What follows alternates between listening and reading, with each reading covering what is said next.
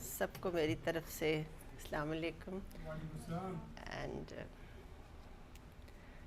جیسے حفیظ جالندھری صاحب نے فرمایا کہ لاہور جنہوں نے 60s کا دیکھا ہوا ہے وہ تو ہمارے دل و دماغ اور ہماری شوق اور ہر چیز میں سمایا.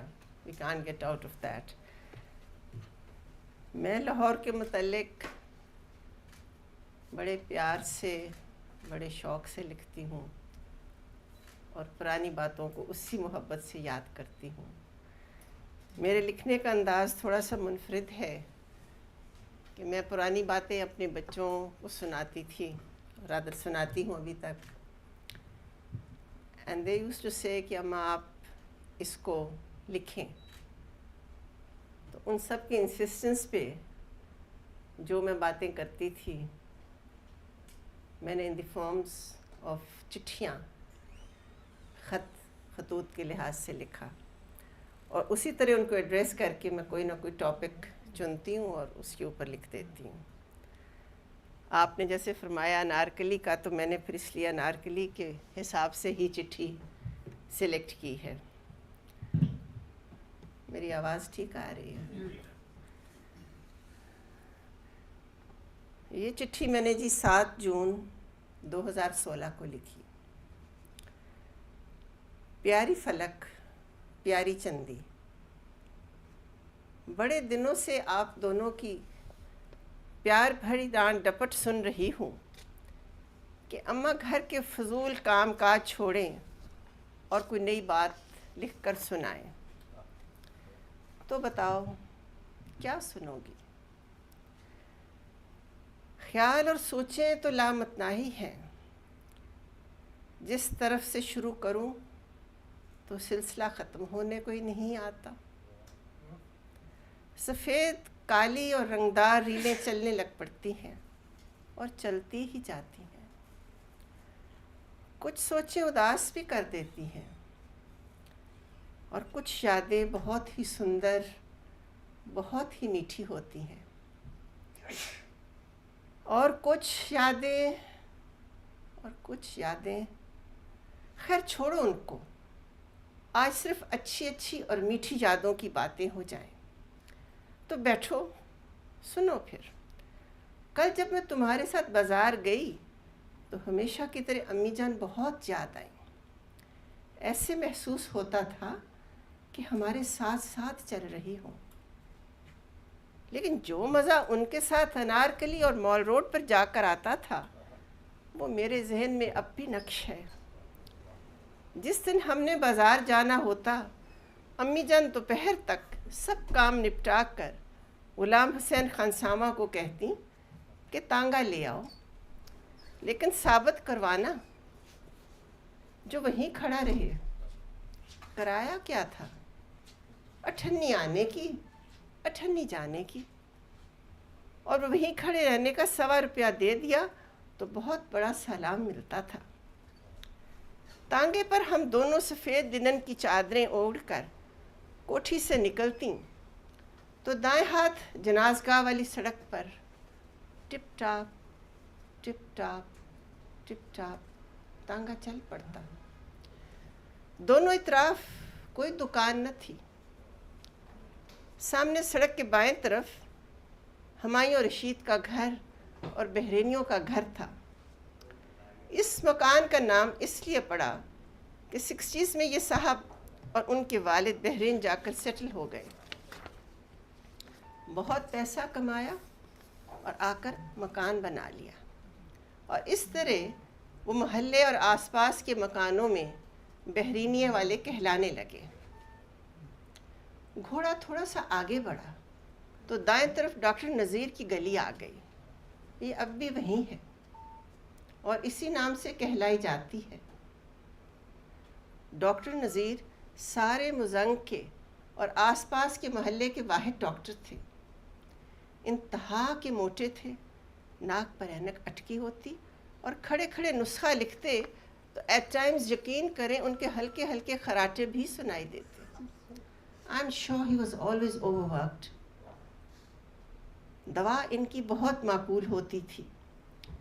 گلابی محرول ایک چھادی شیشی میں جس کے اوپر کاک لگا ہوتا اور خوراک کے نشان کا کاغذ ترچھا کاٹ کر سفید پٹی کی صورت میں لگا دیا جاتا. خوراک کے ساتھ میٹھی پڑیاں بھی ضرور ملتی تھی. بہت شفا تھی ان کے ہاتھوں میں. کوئی بچہ یا بزرگ زیادہ بیمار ہوتا اس کے گھر پر آن پہنچتے. 2.5-3 روپوں سے زیادہ کبھی خرچہ نہ ہوا تھا. گلی کے دوسری طرف الٹے ہاتھ شیخ سعدی صاحب کا مزار تھا جس کے نام پر سعدی پارک ہے. یہ جگہ بھی ہمارے بڑوں نے ہی ان کو وقف کی تھی.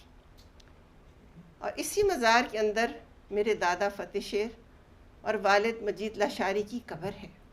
اور قدرت دیکھو کچھ سالوں بعد ابا جی بھی وہیں چلے گئے. تانگے والا اب آہستہ آہستہ چلتا جنازگاہ والی سڑک کو چھوڑ کر فین روڈ پر پہنچ گیا.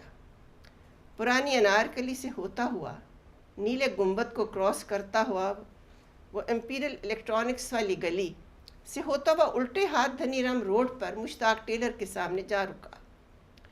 تانگے والا ایک طرف گھوڑا تانگا لگاتا، چارے کی آدھ کھلی بوری اس کے آگے ڈال کر سگریٹ کا کش لگاتا اور دھوپ سینکنے لگتا. ہم دونوں مشتاق درزی کو سلائی والے کپڑے دے کر نکلتی تو الکریم بیکری سے تازی چیزیں اٹھا لیتی. ان کی خوشبو کے جھونکے ہمیں دور تک آتے تھے. یہ ہمارا آخری سٹاپ تھا. درزی سے نکلتے تو سیدھا دھنی رام اسٹریٹ کو کراس کر کے بانو بازار کو نکل جاتے. بانو بازار سے پہلے نکڑ پر دھاگوں کی وینس ہاؤس کی دکان تھی. یہاں پر کڑھائی کے دیسی اور ولایتی دھاگے اور فریم اور نمونے والی کتابیں ملتی تھیں. یہاں پر رکنا بہت ضروری تھا. گرمی کی لمبی چھٹیوں میں کڑھائی کرنی، رسالے پڑھنے، کیرم کھیلنا، تاش کی بازی لگانا تو لازم تھا. بانو بازار کی خریداری سے فارغ ہو کر ہم چاٹ کے کھوکھے پر جا بیٹھتے. پلاسٹک کے پیچھے لکڑی کے سٹولوں پر بیٹھ کر 98 کی چاٹ اور 6 آنے کی کوکو کولا پیتے. 2 روپے دیتے تو 54 کا بہان لے لیتے کہ واپسی پر تانگے والے کو ٹپ بھی کرنی ہے. اور کیا بتاؤں بانو بازار کی کیا رونق ہوتی تھی.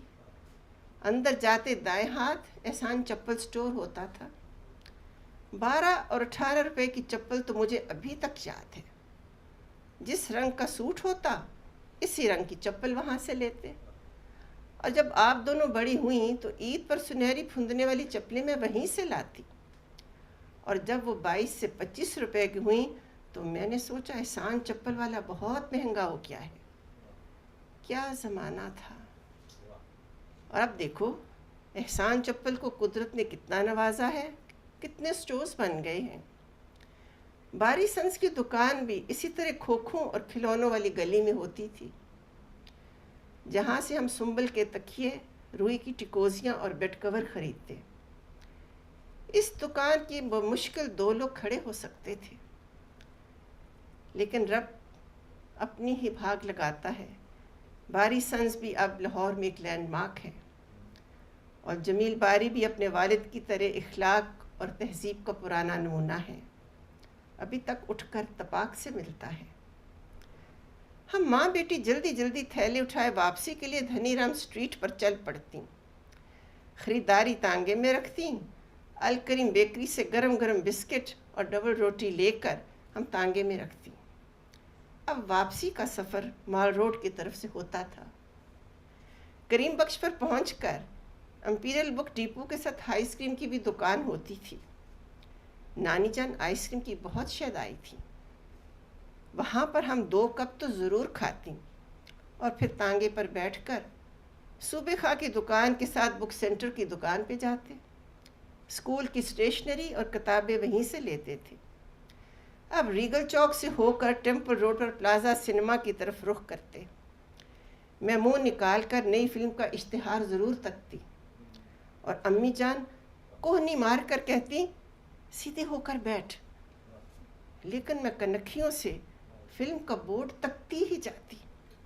کیا غضب کا شان کانرے لگتا تھا, اور بورڈ بھی کتنا رومانٹک, فرام رشیا وتھ لو. دل وہیں تھام کر بیٹھ جاتی, لیکن امی کے ڈر سے نگاہ سیدھی رکھتی. ٹھنڈی سی سانس کھینچتی تو دیکھا کہ تانگا ڈاکٹر نذیر کی پیلی کوٹھی سے گزر رہا ہے. یہاں سے فریدہ اور ندرت عزیز دونوں بہنیں S33 بس میں ہمارے ساتھ پڑھتی تھی کانوینٹ میں. ایک تو فریدہ واصف آرکیٹیکٹ کی بیگم ہیں, دوسری ندرت شاہد سروسز والی کہلائیں. ان کی کوٹھی کے بالکل مقابل پولیس افسروں کی بہت عمدہ فلیٹس تھے. کمل کے پھول کا فوارہ چوک بھی تھا, جو کئی ڈیکیڈز ہوئے ختم ہو چکا. لاہور کی بہت سی جانی پہچانی لینڈ مارکس صرف ہم اولڈیز کے ذہنوں پر نقش ہیں, اور ہماری تک ہی یاد ہے. ذرا تھوڑا سا آگے تانگا بڑھتا تو فاطمہ جناح میڈیکل کالج آ جاتا. یہاں ایک سوکھا تالاب تھا اور دائیں ہاتھ سیلویشن آرمی کا دفتر. سامنے پہاڑی تھی جہاں کئی گرمیوں کی شامیں پیدل چل کر ہم اوپر چڑھتے. مزنگ چنگی کا چوک آیا تو کونے پہ چھوٹی سی ایک مٹھائی کی دکان تھی. میانی صاحب کو جاتے ہوئے بشیر ماہی کی دکان تھی. اس کے علاوہ دور دور تک کسی دکان کا نام و نشان تک نہ تھا. تانگا سیدھے ہاتھ مڑا تو مزنگ پولیس اسٹیشن کی چھوٹی سی چوکی آ جاتی. سڑک کے پار 3-4 کوٹھیاں تھیں. ان میں ابا کے ایک دوست سکندر انکل بھی تھے. ان کی 2 بڑی پیاری بیٹیاں تھیں, شازیہ اور نوشین.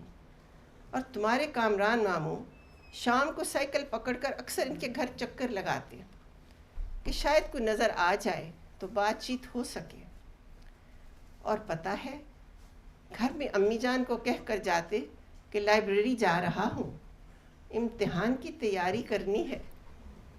پھر تو میں نے ان کا مذاق ہی بنا ڈالا کہ جب چھپ چھپا کر کہیں جاتے ہیں تو کہتے ہیں میں لائبریری جا رہا ہوں. سول سروسز کی پڑھائی کے ساتھ میرے بھائی نے اور بہت سی لائبریریوں کی بھی پڑھائی کر ڈالی.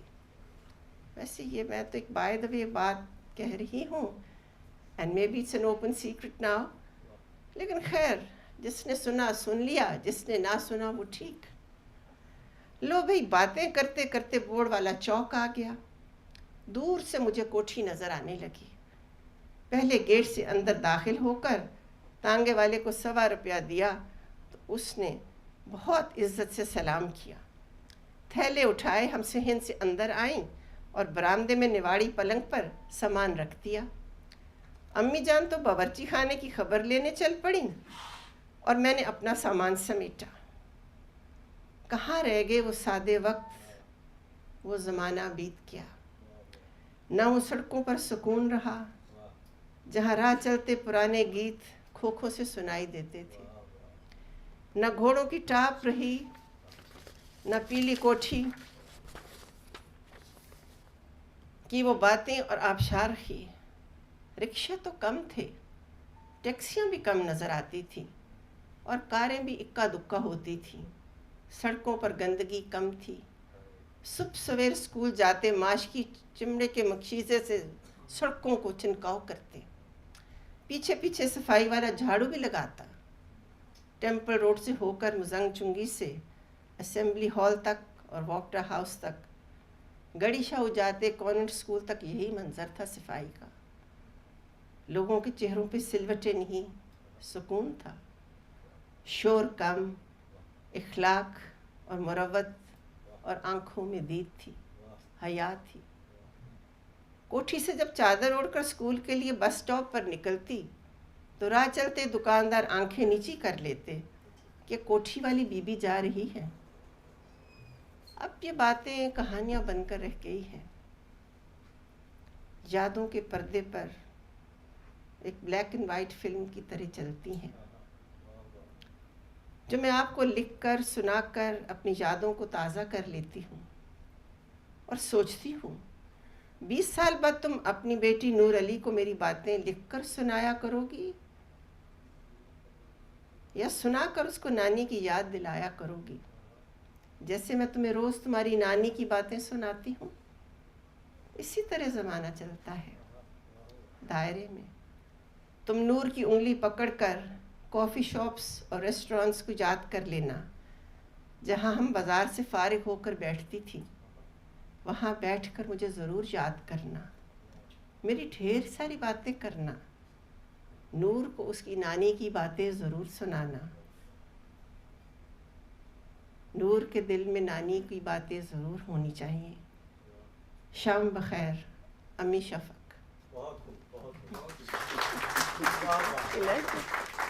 Something very simple, nothing.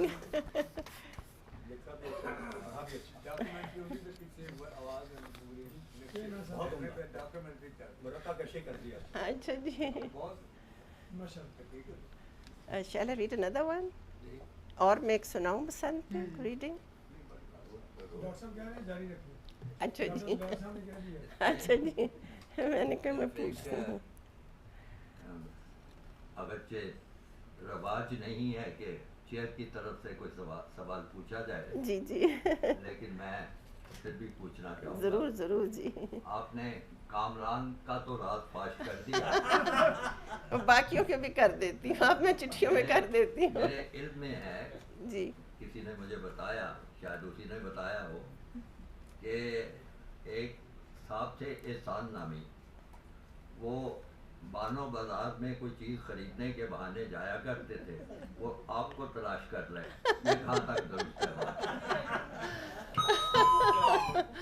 Bano بازار تو نہیں، لیکن کریم بخش کے باہر کھڑے ایک دفعہ پکڑے گئے تھے کہ he was standing there watching, کہ اس زمانے میں منگنی تو ہو جاتی تھی، پردے ہوتے تھے. چونکہ ہماری ملاقات نہیں ہوئی تھی تو ان کو ان کی ہمشیرہ نے بتایا کہ آج وہ وہاں خریداری کرنے آئیں گی. تو مال روڈ کریم بخش ان کے بہنوئی سعید بخش کا تھا. تو I suppose I was standing there outside and he had a good view at that time. اتنا درست تھی، بانو بازار نہیں ہے. بانو بازار نہیں تو مال روڈ ایک ہی بات ہو گئی نا جی. That is true.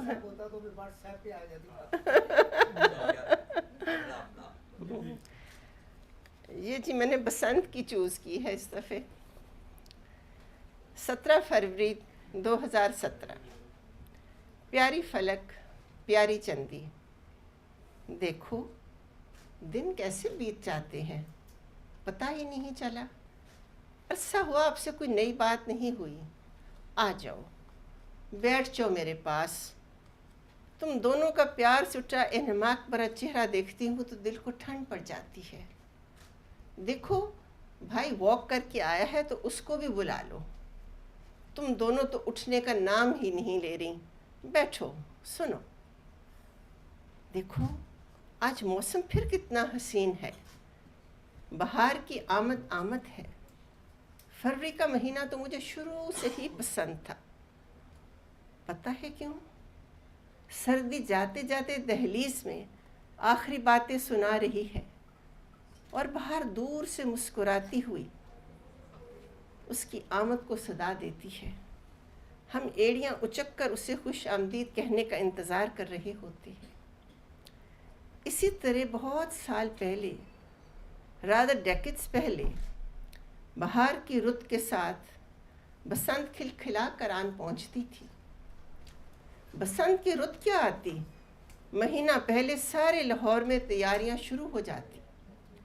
لاہور میں ہی کیا، ارد گرد کے چھوٹے شہروں میں ہر جگہ ڈور اور مانجے لگ رہے ہوتے.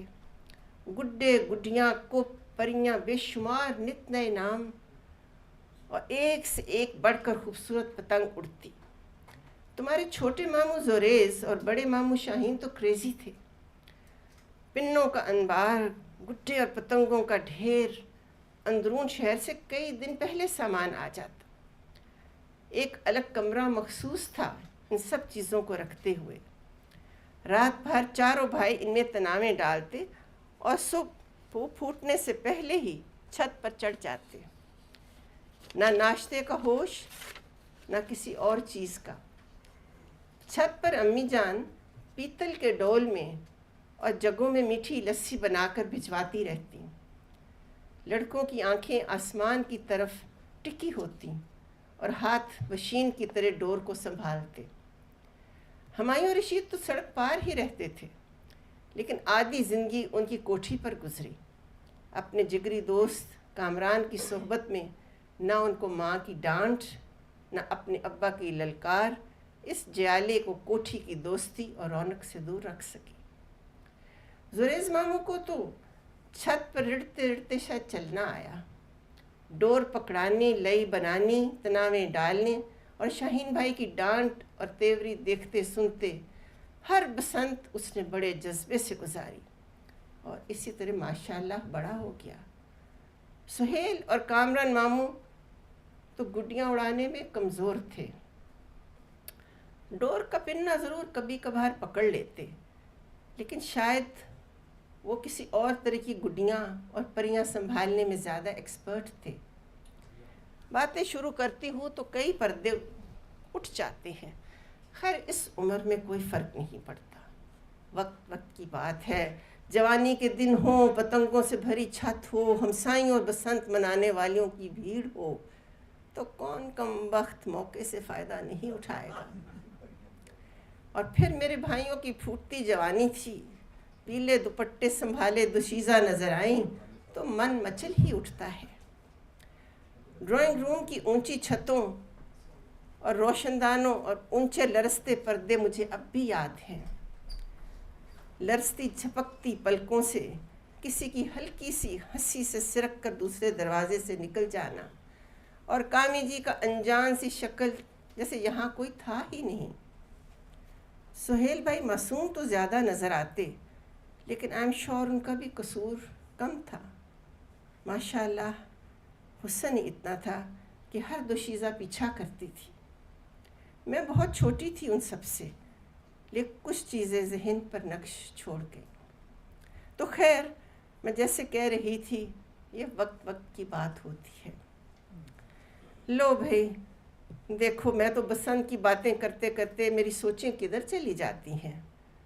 जिस्त के बड़े टब, टीन के कनस्तर, लकड़ी से बजा बजा कर बिगल और सीटियों के साथ बोकाटा की आवाज़ें कानों में गूंजने लग पड़ती। एक बड़ी सी मुस्कान मेरे चेहरे पर बिखर जाती है याद करके। सुबह आसमान 10 बजे तक हर रंग और हर शक्ल की गुड्डी से मेरी उफक की पेंटिंग्स की तरह सज जाता। नीला आसमान कम नज़र आता, एक पतंगों का हजूम, एक गुड्डियों की भीड़, बोकाटा की आवाज़ हर छत पर छोटे बरों से भरी हुई, ड्रम और टीन की आवाज़ें, बिगल की ललकार, सीटियों का शोर, ट्रांजिस्टर पर पंजाबी गाने, छतों पर लड़कों का गले से चीख चीख कर बैठा होता था। गली में गुजरते हिजड़ों की थालियों की थाप, ताइदीन नान वाले के छत पर आते आते भागम भाग मुलाजिम पहुंचाते और हर एक को सर्व करते। दही के प्याले और नान सारा दिन शाम ढले तक चलते। मूंगफली और किन्नों के छिलकों का ढेर और हर तरफ एक शोर, एक हंगामा। बीबियों के रंगीन कपड़ों और पीले दुपट्टों से समा और हसीन हो जाता। जब तक तुम्हारे नानी जान और नाना जान हयात थे, वो छत पर बरसाती में बैठकर लुत्फ़ अंदोज़ होते और हमारी छोटी पुप्पी ज़ुबैदा बड़े एहतमाम से एक नया पीला जोड़ा तो ज़रूर सिलवाती और उनका बेटा ज़ौफ़िगन अपनी कज़न्स के साथ मिलकर बसंत में ही ईद मना लेता। सबसे ज़्यादा एंथुजियास्टिक तुम्हारे नाना होते थे। डोर संभालना उनका फ़न था। जामनी और आतशी लुंगी संभाले, सफ़ेद कढ़ाई वाला मुल्तानी कुर्ता पहने, उनका दमकता चेहरा मुझे अभी तक याद है। लाशार बलोच बरादरी छत पर जलगार कर देती, एक रंगीन समा, एक पुररौनक जोश, सादगी में बेपनाह खुशी, अपनायत, हंगामा, सादा पकवान, मुस्कुराहटें, कह कहे, गाना बजाना और गलियों में लड़कों का शोर ढांगे के लिए हुए इधर से भाग उधर से भाग। कोई लूटी हुई पतंग को पकड़ने का मज़ा ही और होता था। शाम ढले सब थके हारे नीचे आ जाते और अपने हाथों के चीरे एक दूसरे को दिखाते اور پٹیاں کر کے وہیں تھکے ہارے سو جاتے۔ یہ تو تھیں 60s اور 70s کی بسنتیں۔ پھر زمانے نے کروٹ بدلی تو بسنت منانا فیشنیبل ہو گیا۔ اندرون شہر کی حویلیوں کی چھتوں کی بولی لگنے لگی۔ ان کے کرایوں کا ریٹ بھی سنا بڑھنے لگا۔ کئی کورسز کے کھانے 5 اسٹار ہوٹل سے کیٹر ہوتے۔ شاہد کھوکر، WZ احمد، جاوید خان اور میاں سلی کے فارم ہاؤسز کی حویلیوں پر شادیوں سے بڑھ کر رونق ہوتی۔ پرتکلف کھانے، گیندے کے پھولوں کی سجاوٹ، ڈھول والوں کا شور، ایک VIP کلچر۔ بیویوں نے ہر طرز کے نئے پیلے رنگ کے جوڑے سلوانے۔ مردانہ سکارف لڑکوں نے بسنتی چولے پہن کر ایک فیشنیبل کلچر بنا دیا۔ ہر طرف لمبی قطاریں اور ٹریفک جام ہوتی تھی۔ بیویوں کی ہنسی کی چھنکار، ان کی گھاس میں دھنستی ہوئی ہائی ہیلز اور چھتوں پر چڑھنا ایک معمول سا ہو گیا۔ کامران ماموں جب ارلی 90s میں ڈپٹی کمشنر لاہور لگے تو انہوں نے شاہی قلعے، اندرون شہر اور شاہی حمام میں بسنتیں منا کر بسنت کو ایک نیا نام اور رومانس عطا کر دیا۔ اب بسنت لاہور کی نہیں، ایک انٹرنیشنل فیسٹیول بن گئی۔ لوگ لندن، امریکہ، دبئی، کراچی سے کئی دن پہلے ٹکٹ بک کروا کر آنے لگے۔ اواری اور PC میں مہینوں پہلے کمرے بک ہو جاتے۔ ٹورسٹ اور فورنرز جوک در جوک آتے۔ نائٹ کائٹ فلائنگ کو ایک نیا روپ مل گیا۔ پھر کہاں نظر لگ گئی ان فیسٹیوٹیز اور رونقوں کو؟ شاید ہم لاہوریوں کی اپنی ہی نظر کھا گئی۔ مہینہ بھر درزیوں پر بسنتی جوڑے سلتے تھے، رونقیں ہوتی تھیں۔ اندرون شہر کی چھت ہو، چاہے بھاٹی کی، چاہے لوہاری کی یا شاہی حمام کی، ہنستے چہرے، وہ پر رونق لوگ، ایک میلے کا سما، قتلموں کے تھال، اندرسوں اور جلیبیوں کا انبار، آلو اور قیمے والے نان اور بسنت کی ایک اپنی حسل بسل۔ پورا لاہور مایوں بیٹھ جاتا تھا۔ بسنت کی صبح بارات سج دھج کر ڈھولوں کی تھاپ پر بھنگڑے کے جوش سے آتی۔ وہ سمے، وہ لمحے کہاں بیت گئے؟ کم بخت ڈور والوں نے مانجے کی جگہ تانبے کی تار شروع کی تو کئی بچے اس کے بھینٹ چڑھ گئے۔ اکا دکا چھت سے گرنے کا حادثہ تو سنتے ہی تھے۔ جب یہ آندھی آئی تو بسنت مفلوج ہو کر رہ گئی۔ قانون میں سختی آئی اور بسنت یادوں کے دریچوں میں چلی گئی۔ اور اب وہ سٹیزن آرکائیوز کی CDs میں مقید ہو کر رہ گئی ہوگی، یا کوئی میری طرح کوئی یاد کرے تو کرے، کوئی سنائے تو کچھ سنے، اور وہ بھی حسرت سے۔ لو بھائی، بسنت کو یاد کرتے شام ڈھلنے لگی۔ چلو بچیوں، کرسیاں سمیٹو، اب اندر چل کر چائے پیتے ہیں۔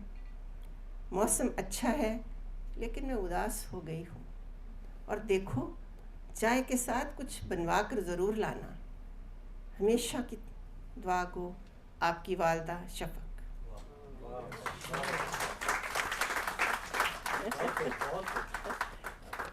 ٹھیک ہے جی،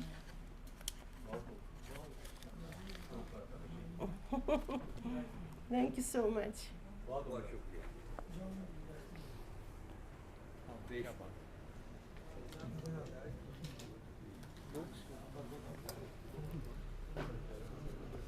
بیشتر اس کے سوال جواب کا سلسلہ شروع ہو، میں درخواست کروں گا ڈاکٹر زبیر فاروق صاحب سے، کہ جن کا تعارف بطور اسکن اسپیشلسٹ کروایا گیا ہے، وہ اس کے علاوہ بھی اور بہت کچھ ہیں۔ ایک تو شاعری کرتے ہیں، اور پھر اس میں سب سے زیادہ پر لطف چیز ہے کہ وہ مزاحیہ شاعری بھی کرتے ہیں۔ تو اس شاعری سے میں تو کافی لطف اندوز ہو رہا ہوں۔ میں چاہوں گا کہ ایک نظم اس میں سے پڑھ کے آپ کو وہ خود سنائیں۔ پہلی نظم ان کی جو میں نے پڑھی ہے اس کا شعر میں آپ کو سنا دیتا ہوں۔ وہ اس کا عنوان ہے شریر ٹیلی فون۔ شریر ٹیلی فون، اور اس کا ایک شعر ہے اس کا ایک شعر ہے کہ ایک سلسلہ عجیب سا لاحق ہے ان دنوں. توجہ سے سنیے ذرا. ایک مسئلہ عجیب سا لاحق ہے ان دنوں، ہر بار اس کا باپ اٹھاتا ہے ٹیلی فون. باقی شعر یہ خود سنائیں گے. باپ اٹھاتا خود نہیں اٹھاتی، باپ اٹھاتا. السلام علیکم. جی میں کئی زبانوں میں شاعری کرتا ہوں، لیکن سب سے زیادہ اردو زبان سب سے میٹھی زبان ہے. تو 103 کتابیں ہمارے اردو میں ہیں اور باقی زبانوں کو ملا کے 150 کتابیں ہیں ہماری، جس میں عربی اور انگریزی اور ہندی شامل ہے. مجھے صدارتی ایوارڈ سے نوازا گیا ہے یہاں پہ 2013 میں زرداری صاحب کے ہاتھ اسلام آباد میں، اور وہ اس میں خاص کر یہ لکھا ہوا ہے کہ یہ اردو شاعری اور موسیقی کے لیے. میں اس لیے بتا رہا ہوں کہ شاعری کے علاوہ میں موسیقار بھی ہوں اور گلوکار بھی ہوں. تو کچھ آپ کو میں گا کے راگوں میں گا کے کچھ سناؤں گا. ذرا سا مزایا شاعری میں آپ کو نہیں سناؤں گا، آج محرم ہے، اس کے بجائے میں آپ کو سلام سناؤں گا. اور سلام کی بھی ایک خاص بات ہے جو مجھے بتانی ضروری ہے، جو میں بتاؤں گا آپ کو اس کے بارے میں. سب سے پہلی بات تو یہ ہے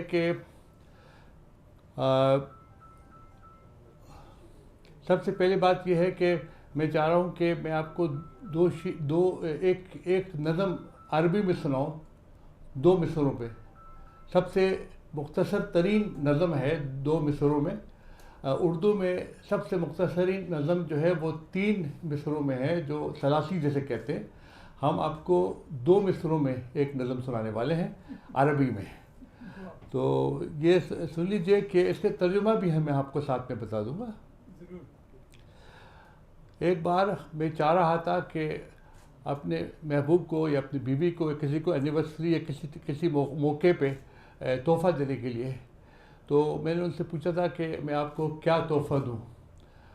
تو انہوں نے کہا کہ الحمدللہ جو ہے اللہ اور آپ کی طرف سے سب کچھ ہمارے پاس ہے، نہ پیسوں کی کمی ہے، نہ سونے کی کمی ہے، نہ پیار کی کمی ہے، مجھے کسی چیز کی ضرورت نہیں ہے.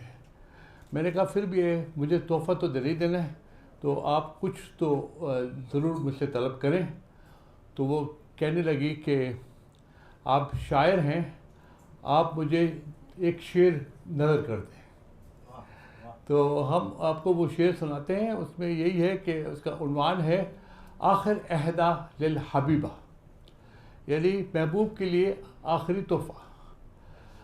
خلی الناس تحلم بالحور وتتمنى، خلی الناس تحلم بالحور وتتمنى، انا اخترتک للدنیا والجنہ، انا اخترتک للدنیا والجنہ. اس کا ترجمہ ہے کہ اگر لوگ حوروں کے بارے میں سوچتے ہیں، ان کے خواب دیکھتے ہیں، ان کی تمنا کرتے ہیں، تو ان لوگوں کو کل لینے دو میری جان، میں نے چنا ہے تجھے دونوں جہاں کے لیے.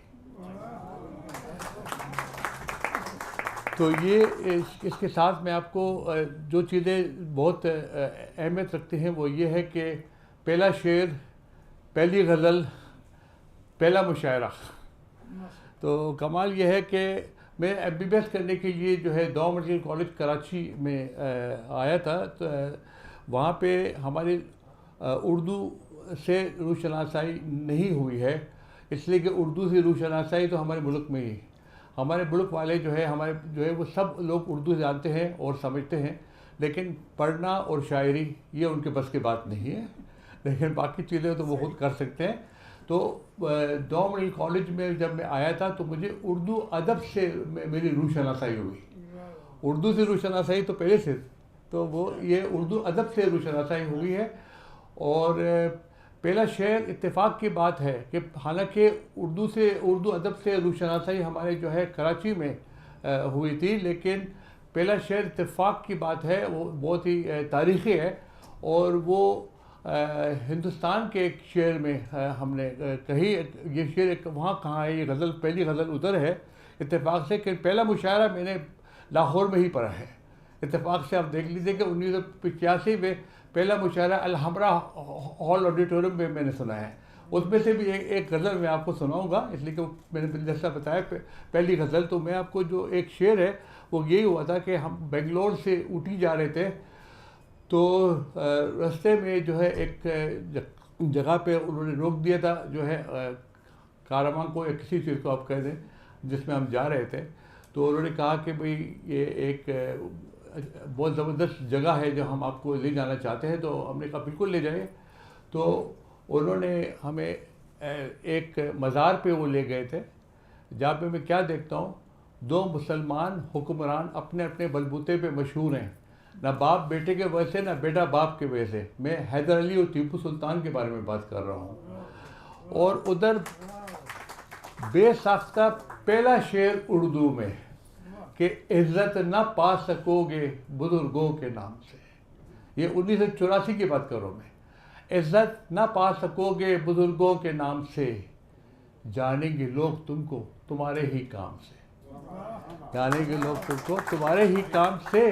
تو اس کے ساتھ جو ہے میں ابتدائی اردو شاعری، اور میں نے پیچھے مڑ کے پھر سے نہیں دیکھا ہے، تو وہ 1984 سے اب تک 103 کتابیں ہیں ہمارے اردو شاعری میں، اور 103 کتابیں، 31,000 غزلیں اور 2 لاکھ سے اوپر اشعار جو ہیں، یہ جو چھپ چکے ہیں۔ جو نہیں چھپی ہے اس کے بعد میں نہیں کر رہے ہیں۔ تو ہم آپ کو پہلی غزل سنانا چاہتے ہیں جو الحمرا ہال میں ہم نے سنایا تھا، لیکن میرے خیال میں سب سے پہلے میں سلام آپ کو سناؤں۔ سلام کے بارے میں ایک خاص بات میں آپ کو بتانا چاہتا ہوں، جو یہ ضروری ہے بتانا۔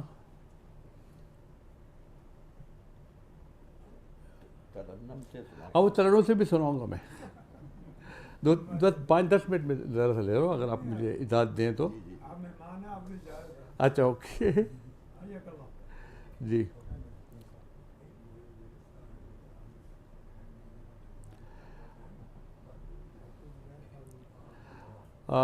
یہ سلام کے بارے میں کچھ بتانا ضروری ہے کہ حضرت صلی اللہ علیہ وسلم،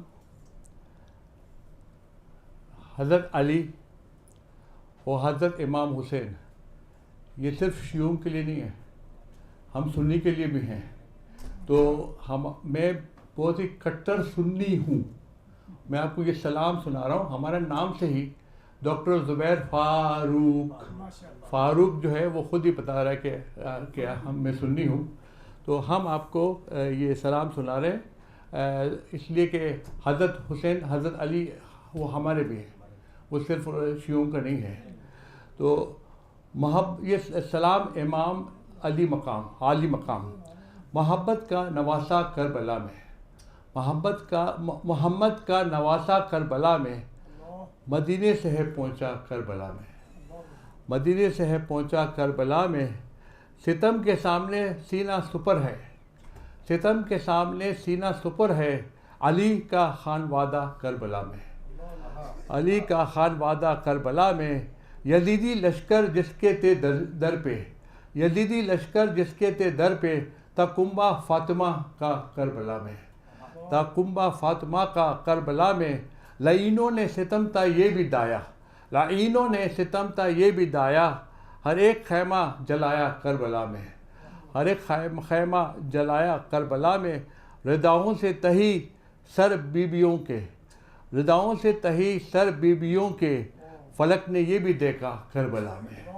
فلک نے یہ بھی دیکھا کربلا میں، وہ شہادت جس نے پائی سب سے پہلے، شہادت جس نے پائی سب سے پہلے، تا ایک ننھا سا بچہ کربلا میں، تا ایک ننھا سا بچہ کربلا میں، حسین ابن علی نے ہی تو فاروق، حسین ابن علی نے ہی تو فاروق، ہمیں جینا سکھایا کربلا میں۔ بہت بہت شکریہ۔ تو یہ خاص کر بھی ہم کو اس لیے بھی سنانا تھا، ایک اس لیے کہ محرم ہے، اور محرم میں آپ کو مزایا کلام نہیں سناؤں گا، اس کے بجائے میں نے آپ کو سلام سنایا ہوا ہے۔ اب میں آپ کو میں نے جو آپ کا شعر سنایا ہے وہ واپس لیتا ہوں. کوئی بات نہیں, لیکن میں آپ کو سنا رہا ہوں پہلی غزل جو ہے جو میں نے الحمرا میں نے سنائی ہے. یہ غزل جو ہے اس کے بعد آخر میں ترنم سے, اس سے زیادہ ٹائم تو نہیں ہے, تو ضرورت یہی دو. تو سب سے پہلی غزل جو ہے, زنداں کے در کے پاس سلاسل کی زد پہ ہوں, زنداں کے در کے پاس سلاسل کی زد پہ ہوں, سچ ہے لبوں پہ اس لیے باطل کی زد پہ ہوں, سچ ہے لبوں پہ اس لیے باطل کی زد پہ ہوں, لگتا ہے وہ ضرور ملیں گے یہی کہیں, لگتا ہے وہ ضرور ملیں گے یہی کہیں, بھٹکا ہوا ہوں پھر بھی میں منزل کی زد پہ ہوں, بھٹکا ہوا ہوں پھر بھی میں منزل کی زد پہ ہوں, اس کا خیال چین سے رہنے نہ دے مجھے, اس کا خیال چین سے رہنے نہ دے مجھے, میں اپنے گھر میں رہ کے بھی قاتل کی زد پہ ہوں, اس کا خیال چین سے رہنے نہ دے مجھے, میں اپنے گھر میں رہ کے بھی قاتل کی زد پہ ہوں, مجھے دھکیلتی ہے مجھے خشکیوں کے سمت, مجھے دھکیلتی ہے مجھے خشکیوں کے سمت, یوں تو سمندروں میں ہوں ساحل کی زد پہ ہوں, یوں تو سمندروں میں ہوں ساحل کی زد پہ ہو, اور دشمن دلیر ہوتا تو آتا مزہ مجھے, دشمن دلیر ہوتا تو آتا مزہ مجھے, فاروق ڈر رہا ہوں کہ بزدل کی زد پہ ہوں, دشمن دلیر ہوتا تو آتا مزہ مجھے, دشمن دلیر ہوتا تو آتا مزہ مجھے, فاروق ڈر رہا ہوں کہ بزدل کی زد پہ ہوں. آخر میں آپ کو ترنم سے سنا رہا ہوں, اس لیے میں آپ کو بتایا تھا کہ مجھے تغمہ امتیاز جو ہے وہ شاعری اور موسیقی کے لیے میں راگوں میں یہ دیس راگ ہے پردے, یہ اس میں آپ کو پہاڑی راگ میں آپ کو یہ غزل سنا رہا ہوں. تو یہ خاص غزل ہے ہمارے لیے جو ہے, میں نے جو کہی ہے, اس میں پہلے شعر میں جو قافیہ ہے لوگ ذرا سا اس کو عجیب سمجھتے ہیں, اس طرح کا قافیہ کسی نے پہلے استعمال نہیں کیا ہوا ہے, استفادہ نہیں لیا ہوا ہے. بہرحال جو بھی ہے, آپ جب پوری غزل آپ سن لیں گے تو اس کے بعد آپ جو ہے کسی نتیجے پہ پہنچیں. پیاروں میں کوئل کوکو بولے, پیاروں میں کوئل کوکو بولے, اور پپیہا پیہو بولے, اور پپیہا پیہو بولے, پیاروں میں کوئل کوکو بولے, پیاروں میں کوئل کوکو بولے, اے میری جاں تیرے لبوں سے, اے میری جاں تیرے لبوں سے, پھول ہے جرتے جب تو بولے, پھول ہے جرتے جب تو بولے, تیرا پتہ دیتی ہے ہوائیں, تیرا پتہ دیتی ہے ہوائیں, تیرے بدن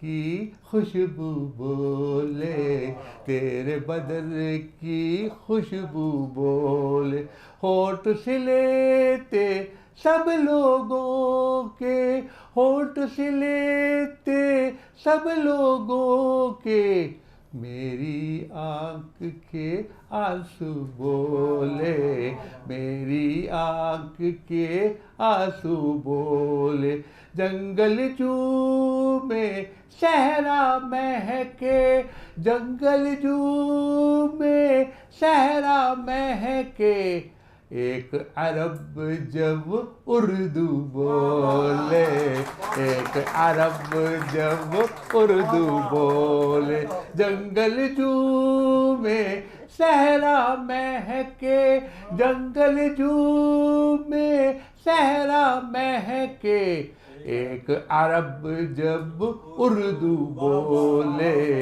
ایک عرب جب اردو بولے, اور پپیہا پیہو بولے, اور پپیہا پیہو بولے, پیاروں میں کوئل کوکو بولے, پیاروں میں کوئل کوکو بولے.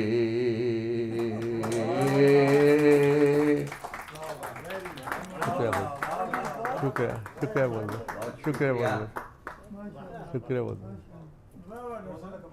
بہت شکریہ. آج کی محفل تو خاصی تو آتشہ ہو گئی ہے. اب جیسے ہماری روایت ہے کہ ہم سوال جواب کا سیشن ہوتا ہے، تو آپ جس سے چاہیں جو سوال پوچھیں، لیکن آپ شاعری سے اتنے نہ متاثر نہ ہوں کہ شفق لاکشاری صاحبہ سے سوال پوچھنا ہی بھول جائیں. جی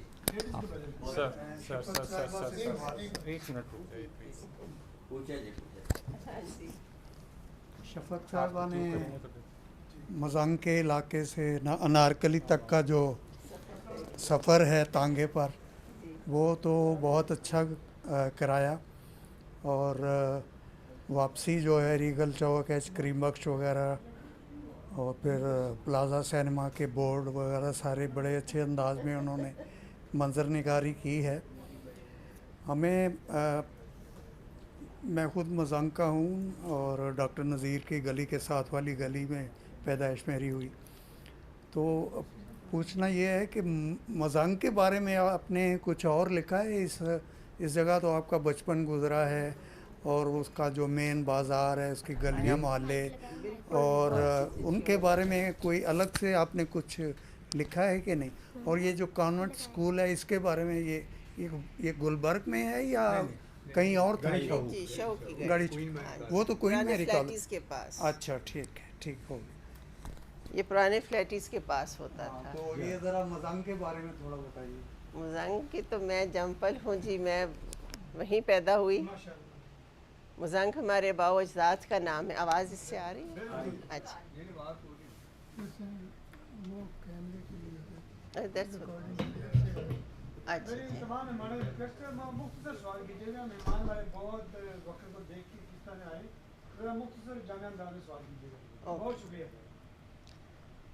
تو میں بتا رہی تھی کہ میں تو پیدا ہی مزنگ کی ہوں. مزنگ ہمارے باؤ اجداد کے تھے، وہ بلوچ تھے، انہی کے نام کے اوپر یہ سڑک ہے. اور لاشاری بھی آپ کو پتہ بلوچ ہوتے ہیں. اور فتح شیر روڈ جس سڑک پہ ہماری کوٹھی تھی، وہ میرے دادا کے نام پہ ہی سڑک تھی، جو مین بازار سے ہو کے تو آگے میانی صاحب کی طرف جاتی ہے لٹن چوک کے.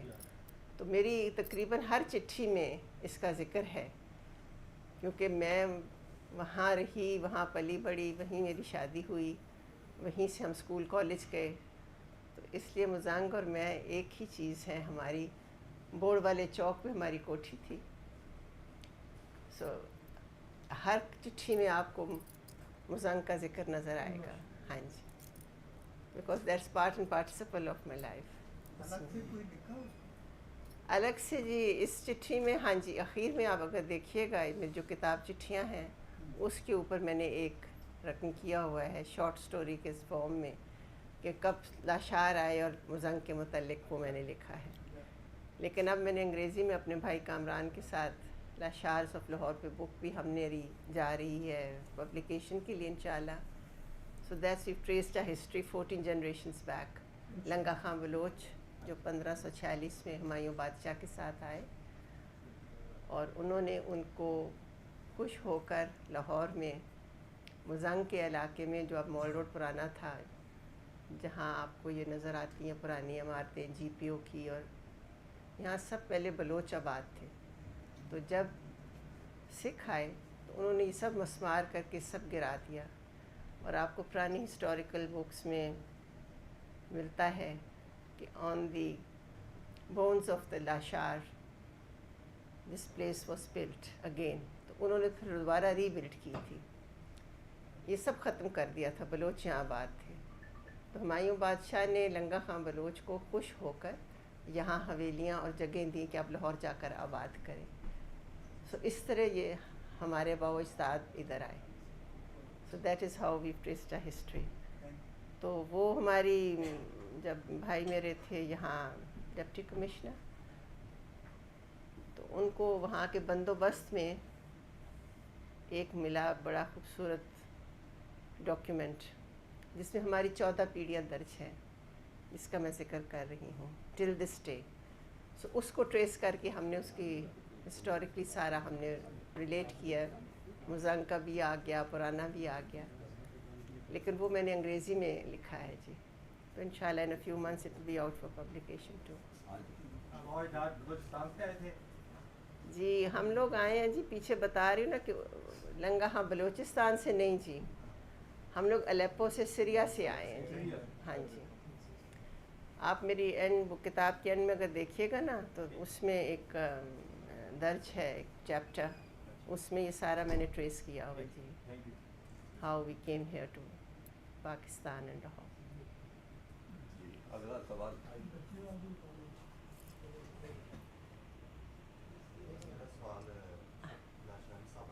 ہاں جی آپ کی باتوں سے ہمیں اپنا جو گزرا ہوا وقت ہے جی آواز نہیں آ رہی تھی.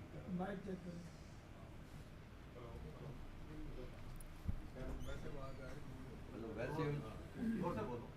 ہمیں جو اپنا گزرا ہوا دور وقت ہے نا، وہ بیٹھے بیٹھے آپ کی باتوں سے یاد آ گیا، ہو گیا ہم اپنے بچپن میں لوٹ گئے. نظر ثانی کرتے رہے آپ کی باتوں سے. تو آپ بتائیے کہ آپ جیسے آپ نے انارکلی کا بتایا کہ مرکز ہوتا تھا شاپنگ کا انارکلی، ہاں جی تو ہمیں تو تھوڑا سا اس طرح ہے کہ اچھرا ہو گیا انارکلی اور رنگ محل. ہاں کیا جی اس 60 کے دور میں یہ تینوں مارکیٹیں شاپنگ کا مرکز ہوتی تھی کہ زیادہ رجحان انارکلی تھا؟ اور دوسرا سوال یہ ہے کہ مال روڈ کو ایک تو شاعر قائد اعظم بھی بولتے ہیں، جی تو اس میں کیا فرق ہے؟ اس وقت میں مال روڈ ہی تھا کہ دونوں نام یوز ہوتے تھے؟ نہیں جی، اس وقت مال روٹی کہلایا جاتا تھا، بعد میں شرح قائد اعظم بہت لیٹر آن یہ نام اردو میں آیا، لیکن پہلے مال روڈ یا ٹھنڈی سڑک آپ نے پڑھا ہوگا کہتے تھے، کیونکہ انگریزوں کے وقت میں وہاں شام کو لوگ چہل قدمی کرتے تھے. اور آپ نے سارا دیکھا کلونیل سیٹ اپ ہے آن دا مال روڈ، ان کی جتنی عمارات ہیں وہ ساری اسی وقت کی بنی ہوئی ہیں اور اسی کو ریپرزینٹ کرتی ہیں. وہ ہاپسن اینڈ رینکن اینڈ کو اور بک سینٹر اور یہ ساری ایک طرف دکانیں ہوتی تھیں جس وقت انڈس ہوٹل کی طرف، اور دوسری طرف لارڈس ہوتا تھا ہوٹل اور کیفے شاپس. یہ تو ایک سارٹ آف ایک پیرس ایک شانز ایلیزے ہوتا تھا. میں نے ایک چٹھی میں لکھا ہے لاہور تو اتنا خوبصورت اور خوبصورت ہوتا تھا، تو ہر چیز میں نفاست ہوتی تھی، ووڈن ہر چیز فلورز ہوتے تھے، صاف ستھرائی ہوتی تھی، چمکتے تھے، بہت بہترین تھا. اور رنگ محل تو تب بھی تھا، اسی طرح رش تھا ادھر. وہ تو اس سے پہلے بھی شاہ عالم جانا تو بہت آپ کڑھائی کے لیے گوٹے تلے کے کام کے لیے سنیارے وہاں کے تھے، تو وہ انارکلی کے ساتھ ہی تھا. بانسوں والا بازار یہ سب چیزیں تب تھیں. Ichhra was springing up and the 70s when I got married تب لبرٹی کی نئی نئی دکانیں بننی شروع ہوئی تھیں، میٹرو شوز، اور وہاں گوگو ہوتا تھا، وہ بھی چیدہ چیدہ دکانیں. تو باقی تو چیزیں تھی ہی نہیں. Thank you. جی السلام علیکم. یہ اتفاقی امر ہے کہ 20-25 روز پہلے جی آپس اور آپ سے ملاقات میری ہوئی پی ہے یا اس میں، اچھا جی اور میں سوچ بھی نہیں سکتا تھا کہ یہاں پہ دوبارہ ملاقات ملاقات جی ہو جی جائے وہ گی. تو اس وقت تو یہ نظر تو خیر آ رہی تھی اب بھی مجھے. جس انداز سے آپ نے بھی بات کی میں نے اس کو زیادہ لینتھ میں نہیں لے جانا چاہتے. قرآن پاک کی مختصر سی آیت ہے، کلو شعین یرجن علی اصلہ، ہر چیز اپنی اصلیت کی جانب لوٹتی ہے. آپ نے تو ہماری اور اپنی اصلیت کی طرف ہمیں بڑے خوبصورت انداز سے، میں کہتا ہوں صرف تصاویر نہیں تھی، آواز پوری تھی، ہر چیز نظر آ رہی تھی. صرف ایک سبب پوچھنا ہے کہ ہماری ان روایات کو، ہماری اس ماضی کو کس کی نظر لگ گئی؟ بس وہ صرف آپ سے میں نے پوچھا. بتائیے کہ آپ نے تو نہیں لگائی. نہیں نہیں میرے تو دل میں زندہ ہے. اور میری دوست فریدہ رفیق بیٹھی ہوئی ہے، میری کلاس فیلو ہے، ماشاء اللہ شامل ہوئی ہیں. And she knows me since childhood. ہم نے تو ابھی تک زندہ رکھنے کی روایات کو اور چیزوں کو ابھی تک پابند ہیں. ہماری اپنی نظر لگ گئی، اور جو نئی پود آئی، جب تک ہم نے اپنے بچوں کو اس کا بتایا، مہمان نوازی کا، رکھ رکھاؤ کا، بڑوں کا ادب، آل دا گڈ مینرز جو گرومنگ ہوتی ہے وہ تو ان بچوں میں قائم و دائم ہے. لیکن آئی تھنک آج کی عورت کا زیادہ اس میں ہے، کہنا تو نہیں چاہیے، بٹ آئی تھنک اگر بیویاں زیادہ توجہ دیتی ہیں اپنے کلچر پہ، اپنے رکھ رکھاؤ پہ، اپنی ہر چیز کے اوپر، تو things won't have gone down the drain that. कुछ ये मीडिया ने बेड़ा गर्क कर दिया हुआ है, ये जो आजकल टिक टिक आ गया हुआ है, ये चीज़ें इन्होंने, बिकॉज दैट वाज पुरसुकून वक्त थे, अच्छे वक्त थे, आप बैठते थे, बड़ों से बातें सुनते थे, शाम को चारपाइयाँ बिछती थीं, बड़े बैठते थे, कोई गांव से आता था उसकी बात सुनते थे, माँ एक्सपेक्ट करती थी कि आपने उठ के बिस्तर देने हैं, खाना निकाल के देना है, वो घर में मुलाजमीन और खानसामा तब भी होते थे, but we were expected to do all these things. और हम उस वक्त में भी जिस दिन मेरी और कनेड से पड़े हुए थे ऐसी कोई बात नहीं थी, but the mother's would not let you sit down. ना इतवार को उन्होंने ओवर स्लीपिंग करने देनी है, ना कुछ, उन्हें कहना घरदारी में दिलचस्पी लो, ये करे वो करे, always keeping you on your toes.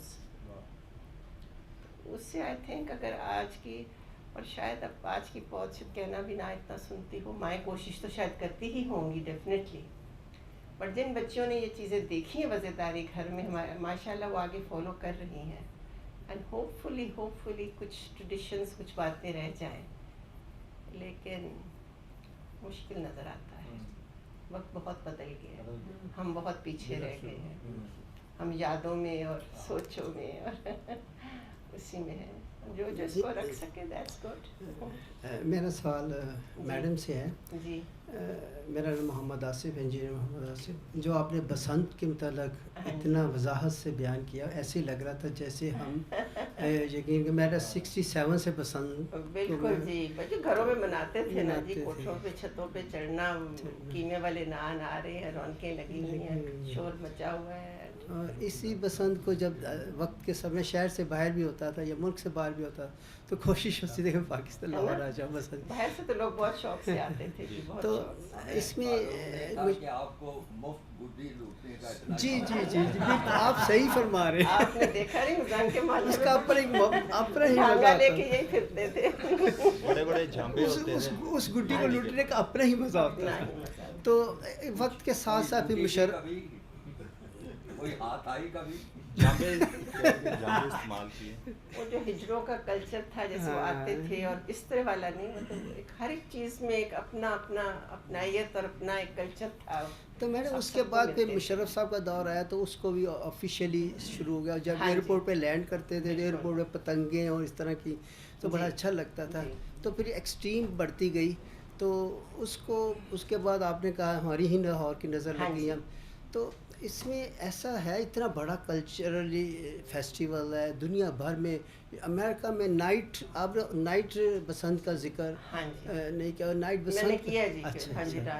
रात गौर को से जी, तो कहा उसमें यूरोप अमेरिका में भी उसको बहुत ही अच्छे अंदाज में बिल्कुल, देखा जाता। बिल्कुल, that is true। तो उसको अब दोबारा इस तरह का कोई उम्मीद है कि हम इस कल्चरल फेस्टिवल को उजागर करें किसी न किसी रंग में। फेस्टिवल्स को तो सूली तौर पे बंद होना ही नहीं चाहिए, ये आज का तो नहीं है ना, ये तो प्री पार्टीशन के जब हम इकट्ठे थे, जैसे रुत बदलती है उसके नाम दिया जाता है कि बसंत आ गई, बसंत की रुत आ गई, तो ये तो ऑफिशियली होना चाहिए।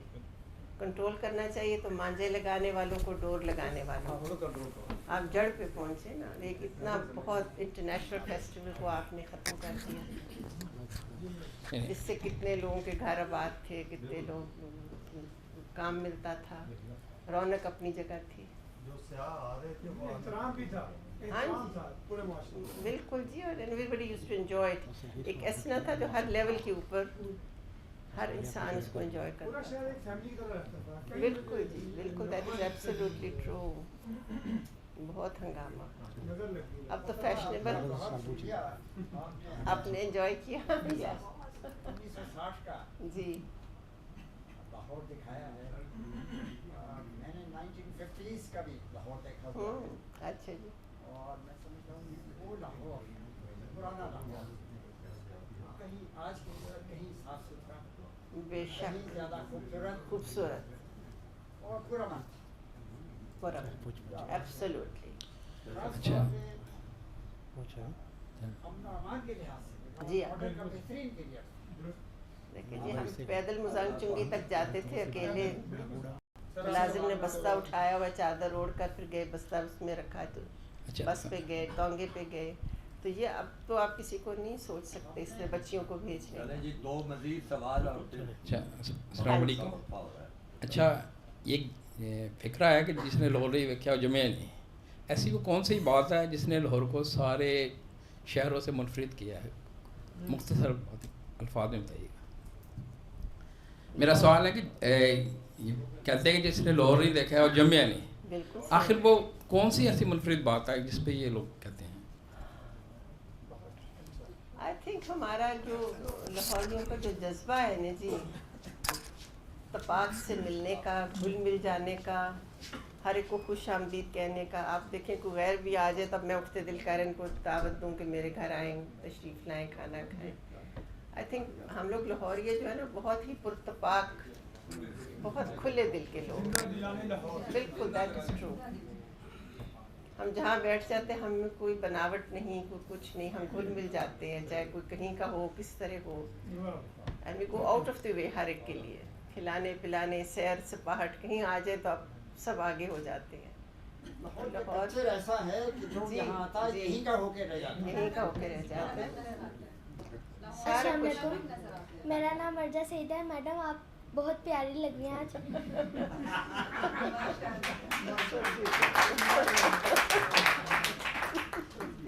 मैडम मैंने आपसे पूछना कि आपकी बचपन की शरारतें किस तरह की होती थी? तो बड़ा इंटरेस्टिंग सवाल है। शरारतें तो ज़्यादा हमारे भाई लोग ही करते थे, हमें तो थोड़ा सा कंट्रोल रखा जाता था। हम लोग ऊंच नीच, कीड़ी काड़ा, पीठू गरम, इस तरह की गेम्स भी खेलते थे सारे कच्चे मोहल्ले में। बट द थिंग इज़ कि हमें उस तरह आउट ऑफ द वे वाली शरारत की इजाज़त नहीं थी। जैसे हमें स्कूल कॉन्वेंट में नन सिखाती थी कि ऊंची नहीं बोलना, दरवाज़ा नहीं पटकना, इसी तरह घर में हमारी माएँ हमें कहती थी कि बच्चियों का कोई काम नहीं कि ऊंची हंसें, कि तुम्हारी हंसी की आवाज़ बाहर सहन में आए, या तुम्हारे रोने की आवाज़ बहन भाइयों में खेल रही हो तो आए। तो हमारे मैनर्स तो बेटे इस तरह के थे कि आपने बात करनी है, धीमी करनी है, चलना है तो आवाज़ ना आए, दरवाज़ा बंद करना है तो उसकी आवाज़ ना आए। You should be seen around, लेकिन आप एक वजह से रहें। कोई गैर घर में आया है तो आपने, माँ ने आंख का इशारा किया तो आपने उठ के दूसरे कमरे में चले जाना है। हम लोग पर्दा नहीं करते थे, बुर्के नहीं पहनते थे अबाया से, लेकिन हमारा रख रखाव उस माने में इससे बहुत ज़्यादा था। हम जैसे ही बड़े हुए हमारे भाइयों के दोस्त अंदर वाले सहन में नहीं आते थे, वो बाहर रहते थे। हमने हर जगह जाते थे, हमारे वालिद हमें हर इंग्लिश की पहली पिक्चर, पहला शो दिखाते थे। आई वॉज वेल रेड तब भी अपने बाप की लाइब्रेरी से। उस ज़माने में D.H. लॉरेंस और एलियट और शेले से लेकर हर चीज़ हमने पढ़ी, समझी, and we used to discuss it with our father. लेकिन उस तरह की गलत शरारतें, या जैसे मैं कह रही थी ना कि हमारे वक्त में रोमांस गाने सुनने तक था खो खो से या मूवीज़ देख लेनी या बुक्स पढ़ लेनी, but you were expected to stay in your limits. हर चीज़ का एक बहुत रख रखा बहुत। हाँ जी अच्छा जी ये तो सीखा पहला मुझे तो समझ नहीं आ रहा।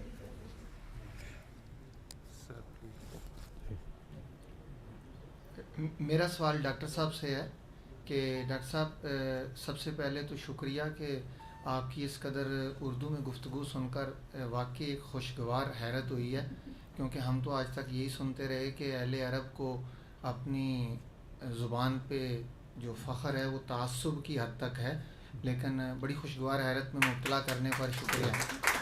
सवाल मेरा ये है कि आप चूँकि अरबी भी हैं और उर्दू में शायरी करते हैं, तो कभी ऐसा हुआ कि कोई ख़्याल आपको आया हो और आप उसको उर्दू के कालब में ढाल ना सके हों, वो अल्फाज ना मिले हों आपको उर्दू में?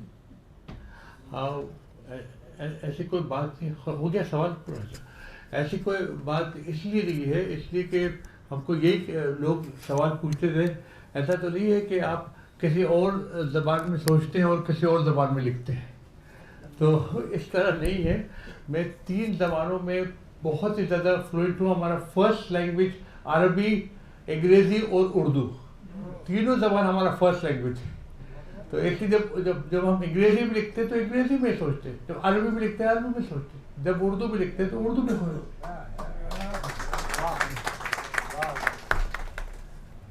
ختم ہو گئے. میرا خیال تھا کہ آپ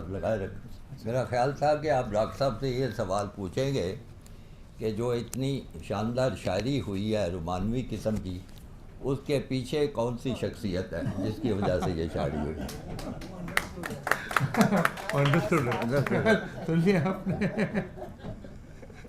بہت شکریہ. آج کی محفل بڑی دلچسپ رہی اور بڑی معلوماتی بھی رہی. پہلے تو لاہور کے بارے میں آپ نے اتنی اچھی اچھی باتیں سنی. ہماری مہمان مقرر محترمہ شفق اللہ شاعری صاحبہ نے صحیح معنوں میں ایک نقشہ پورا باندھ دیا، سما باندھ دیا، دکھایا ساری چیزوں کو. اور بار بار انہوں نے اپنی سامنے بیٹھی نوجوان نسل کو بھی مخاطب کیا. میں بڑے غور سے نوجوان نسل کی طرف دیکھ رہا تھا. ان کے چہروں پہ کافی ناگواری کے آثار تھے، کیونکہ میں نہیں سمجھتا کہ وہ ان چیزوں میں اب دوبارہ واپس جانے کو تیار ہیں. آج کل کے رواج بھی بدل چکے، رسمیں بھی بدل چکی. اس زمانے میں کبھی سنا نہیں تھا جب ہمارا بچپن تھا کہ کوئی بیوٹی پارلر بھی چیزیں ہوتی ہیں جس میں ہفتے میں کم از کم جیسے کھانا کھانا ہوتا ہے 5-6 دفعہ جانا وہاں پہ ضروری ہوتا ہے. اسی طرح اور جس طرح کی کافی پارٹیز اور اس طرح کی دعوتیں اور گھر سے باہر نکلنا، یہ ساری چیزیں نہیں تھیں. تو وہ واقعی لاہور جو ہے وہ پرانا جو تھا وہ تو کھو گیا ہے. اب دعا کرنی چاہیے کہ جو نیا لاہور دریافت ہم کر رہے ہیں وہ ہمارے قابو سے بالکل ہی نہ نکل جائے، اور ہم اپنی رسم و رواج اور روایات اور خاص طور پہ دینی جو رواج ہیں، اصول ہیں، اس پہ کسی حد تک قائم رہیں. باقی ڈاکٹر زبیر فاروق صاحب کی آپ نے شاعری بھی سنی، سلام بھی انہوں نے پیش کیا. تو میں ان کو ضرور چاہوں گا کہ محرم کے بعد اگر یہ کبھی لاہور تشریف لائیں تو اپنی جو مزاحیہ شاعری ہے وہ بھی سنائیں. وہ اس کا ایک شعر ہی میں نے آپ کو سنایا اور آپ کو بڑا اچھا لگا ہے. جی ہاں، وہ چار کتابیں ہیں مزاحیہ شاعری کی. تو اگلی دفعہ ہم ضرور چاہیں گے یہ تشریف لائیں. اب چونکہ وقت کافی ہو رہا ہے اس لیے میں اپنی گفتگو کو بالکل اسی جگہ پہ چھوڑتا ہوں اور آپ سب کو چائے کی دعوت دیتا ہوں. بہت مہربانی.